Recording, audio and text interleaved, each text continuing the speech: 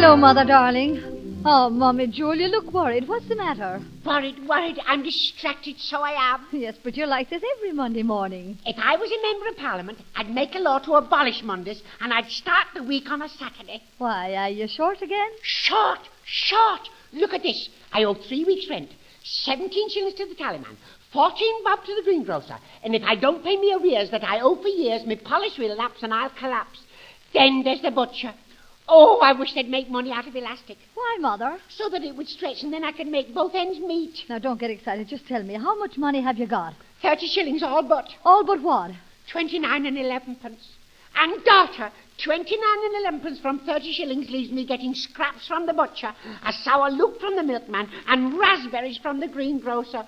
Oh, what a headache. Take it easy, Mummy. I'll put the kettle on and I'll make you a nice, strong cup of tea. There's no gas. But why isn't there any gas? Because I haven't got a shilling to put in the meter. Don't tell me that tale. Surely you've got a bob for the gas. I haven't. And the inspector said that if he ever found any more tiddlywinks in the gas meter, he'd tiddlywink me. Oh, daughter, I wonder what it feels like to be tiddlywinked. I've been hoodwinked by the coal man. I've been winked at by the tallyman. But I've never been tiddlywinked by a gas man. Oh, look, there's a letter here from the landlord.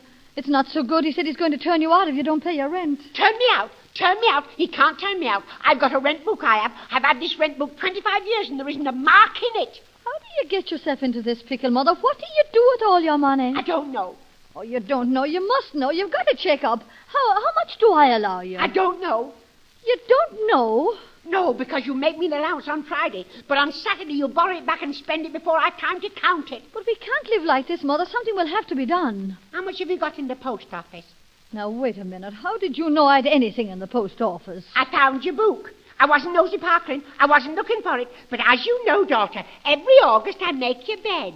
And as I turned over your palliasse, I found a mattress. And under the mattress I found a post office saving book. Well, I didn't know whose it was because I didn't have my glasses on, so I put them on and I found it was yours. And did you open it? Yes, but I shut it again. But I saw that you had a few pounds saved up. And I was thinking, like, as we owe the rent, you see, and my policy, that you might, if you could. Like, do you know? Yes, I know. You were thinking, like. Well, I'm not going to lend it to you, and I'll tell you why. I've been saving up that money to buy myself a new coat. A new coat? A new coat. And what do you want with a new coat? I want a new hat, a pair of shoes, and an umbrella. Because my daughter wants a new hat, a pair of shoes, and an umbrella, I can be turned out of my house and home. I can go out in the cold street without a shelter for my head. And it might be snowing. Well, don't worry, Mother. If it's snowing, sure, you can shelter under me umbrella. Another crack like that out of you and you'll be sheltering under a tombstone. You don't care what becomes of your mother. You don't care if she gets turned out of her house. Oh, Mother, as long don't as you can get say enough of that. her expenses. Now, please, you know that that's wrong. I'm going out. I'm going to the post office, Mother. Yes, to get the money out to buy yourself a coat. No, darling, I don't want the coat. I'll make me old one, too. I'm going to get the money out to give it to you to buy yourself some contentment of mind. I always said, daughter, you were the nicest daughter a mother ever had. You're a blessing and nothing else but to me. I knew you were. Have the kettle ready. Goodbye, Mother. I won't be long. Goodbye. Don't be long. I don't. Achoo! Oh, dear, me head. Hello, Mother. I've come straight home from work to see how your cold is. Kitty, it's worse. Much worse. Oh, darling, do you feel weak? I feel so weak that I can't lift my arms above my head.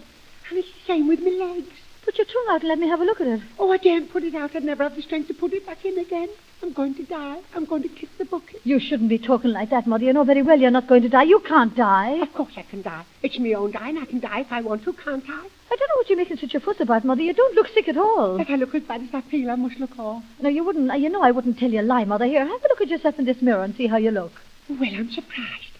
I don't look a day older than I did yesterday. You'll be all right, Mother.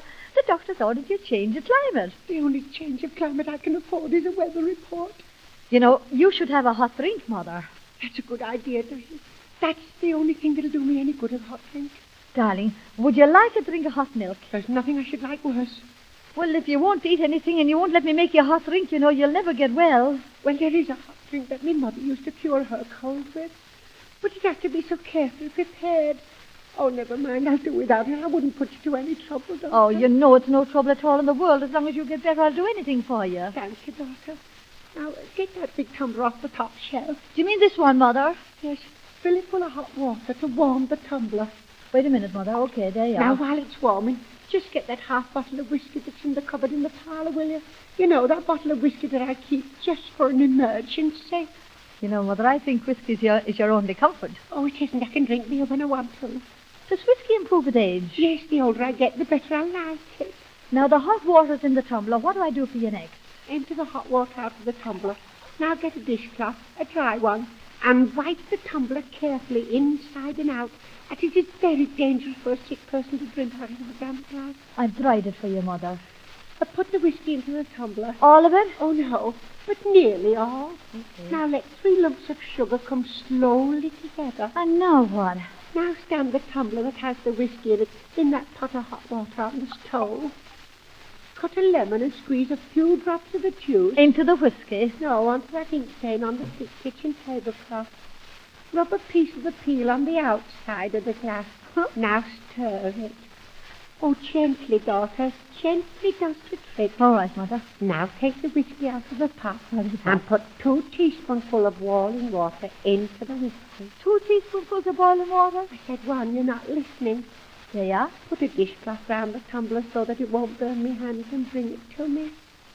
And daughter, if I refuse to drink it, for goodness sake, don't take it away. Mother, darling, if you refuse to drink the whiskey, what am I to do with you? You're to coax me, daughter. Coax me.